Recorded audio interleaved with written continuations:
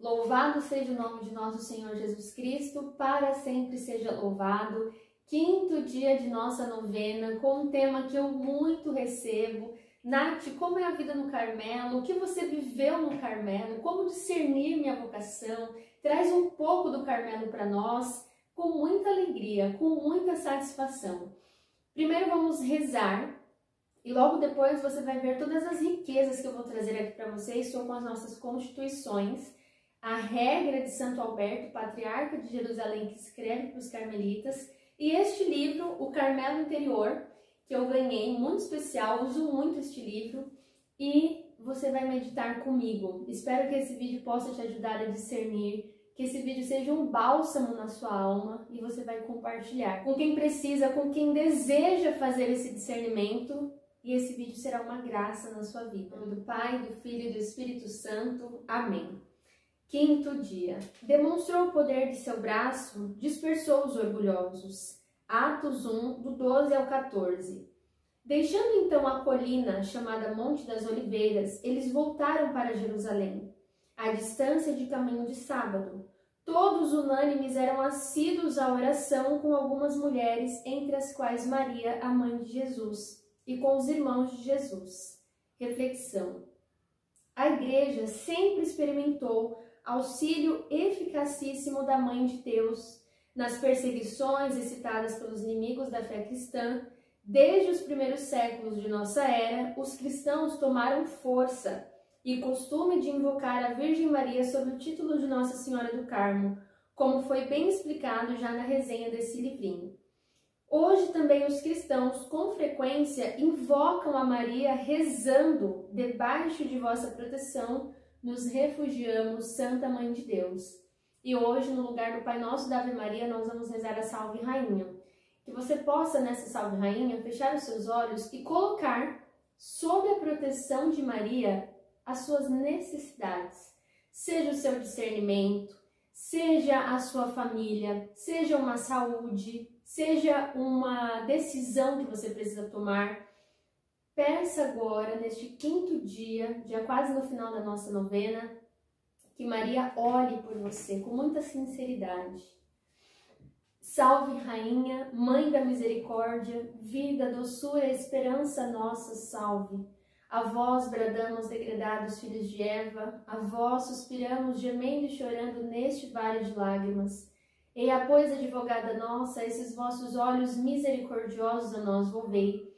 E depois deste desterro mostrai-nos Jesus. Bendito é o fruto do vosso ventre, ó clemente, ó piedosa, ó doce sempre Virgem Maria. Rogai por nós, Santa Mãe de Deus, para que sejamos dignos das promessas de Cristo, para sempre. Amém.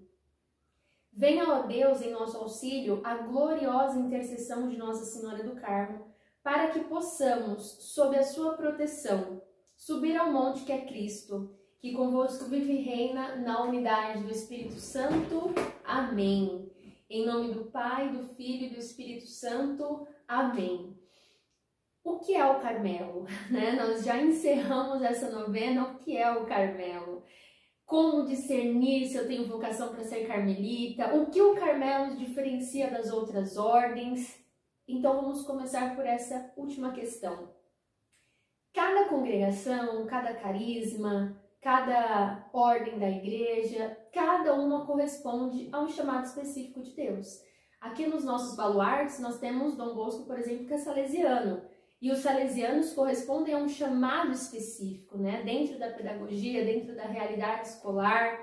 Os carmelitas, hoje é dia de São Bento, os beneditinos, as clarissas, todas as ordens, e dentre elas também os leigos, que nós vamos falar amanhã, o que é ser leigo carmelita. Inclusive, estou aqui com as nossas constituições, mas nós vamos falar da regra oficial do Carmelo, de Santo Alberto, patriarca de Jerusalém, que escreve como ordem para todos os carmelitas naquela época, aqui no ano de 1206, para todos os eremitas latinos daquele monte, que foi aprovado depois em 1226, Então isso tem muito tempo aqui, que essa regra ela conduz a nossa espiritualidade.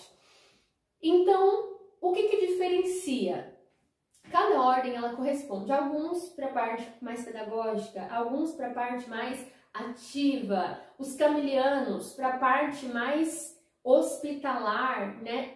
O que corresponde o Carmelo? Existe uma fala que eu gosto muito de São João Paulo II, que o Carmelo é o pulmão da igreja, né? As monjas, além de ser uma das ordens mais antigas, é a ordem que se consome de oração, né? Então essa oração pelo clero, a oração pelos leigos, a oração pela igreja, então a oração, a vida contemplativa.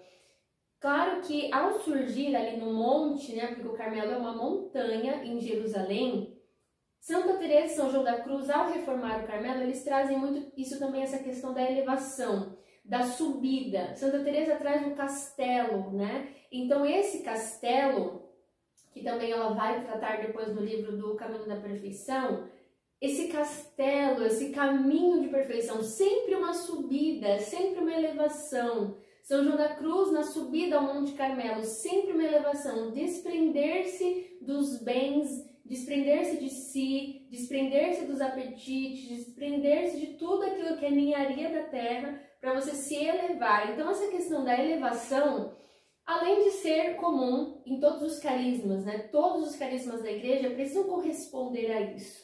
Nós existimos para dignificar o nosso Senhor, dar glórias ao Criador e salvar as almas, né? É uma resposta, na verdade, todos os carismas é uma correspondência ao que o nosso Senhor nos traz. Ide e evangelizai, ide e pregai a toda criatura, levar a verdade que é Ele, né? A verdade é Cristo.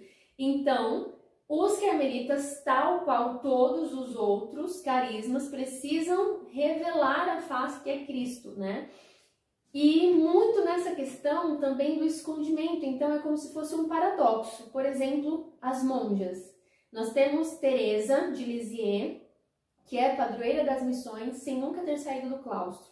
Como que ela conseguiu ser padroeira das missões? De tanto rezar, né, o seu sacrifício incessante, ela conseguiu, com a sua vida ali de entrega, ser conhecida além das grades. E este ser conhecida revelou a face de Cristo, revela a verdade, revela a pequena via, esse caminho da perfeição, né? Ela corresponde ao caminho orante do desprendimento de si e da elevação do nome de Jesus. Uma vida também eucarística. Então, essa vida do escondimento, olha só, o que nós vamos ler aqui, né? Que eu separei para vocês, para que a gente possa meditar junto. A alma em paz, ela é uma sinfonia divina. Então, nós somos convidados também a ter essa laboriosidade silenciosa. A alma que ela está em paz, né? O Carmelo ele é considerado também como um jardim de delícias, um jardim onde Maria está. Carmelo significa terra fértil. Felizes os santos que absorvem alegremente a sóbria embriaguez do espírito. São quietos, sem ser quietistas. Ativos sem ser ativistas, pois há atividade em sua quietude e quietude em sua atividade. Como eu falei, como se fosse um paradoxo, né? Você evangeliza no silêncio. Então, o Carmelo ele é o lugar justamente dessa atividade quieta, mas uma quietude laboriosa.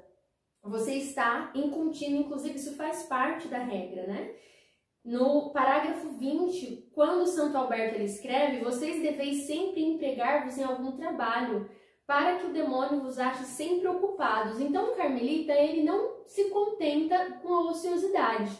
Um carmelita não é alguém que estará no ócio, mas é uma pessoa que sempre vai estar trabalhando. Então, às vezes, alguns pensam, né? Eu quero ir para o Carmelo porque é tão bonito, as monjas só rezam, os freios rezam muito. Ok, isso é verdade. Eles rezam muito, mas dentro de um trabalho incessante, né? Então, o carmelita não é alguém nunca folgado, posso dizer.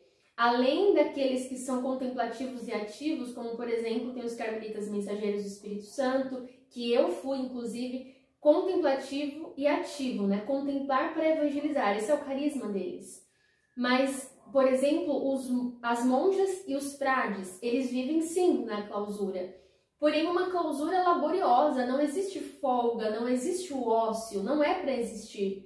Até porque, quando existiu, Santa Teresa ela reformou e criou vários mosteiros aonde ali existia a vivência real da regra. Você não vai para o Carmelo para descansar, pode esquecer.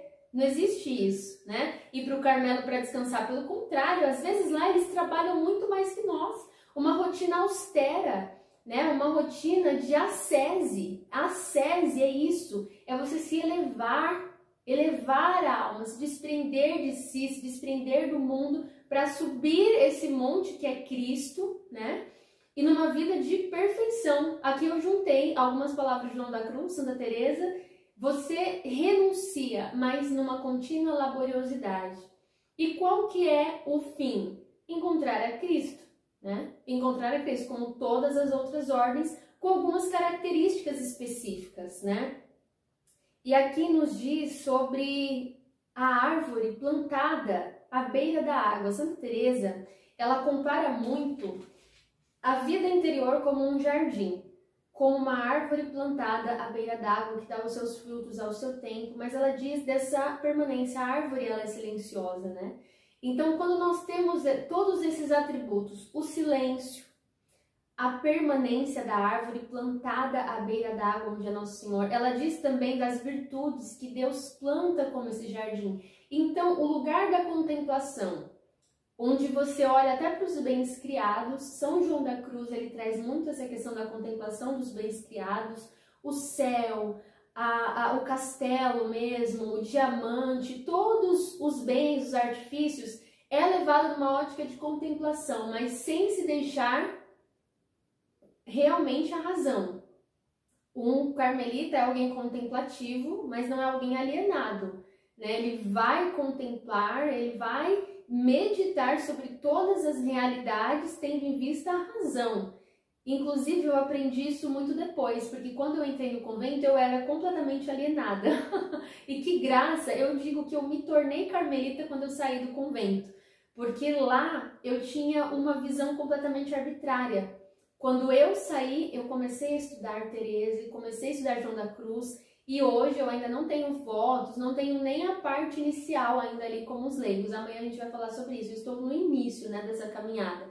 Mas quando a alma diz, isso é muito mais do que um título, né? Então, desde o momento que eu saí das Carmelitas Mensageiras, eu nunca deixei o Carmelo. Então, essa é uma graça. A nossa conferência será semana que vem no Carmelo. Muito essa raiz, né? A árvore plantada à beira d'água. Não tem como você tirar algo que já criou raízes, e ainda mais quando essas raízes é o próprio Deus. Pode pensar, né? Como que eu vou discernir se eu tenho vocação ao Carmelo? Nada mais concreto do que você fazer os seus encontros vocacionais. Eu nem consigo explicar para você tudo nesse vídeo o que é o Carmelo. Acho que esse vídeo não foi nem 10%.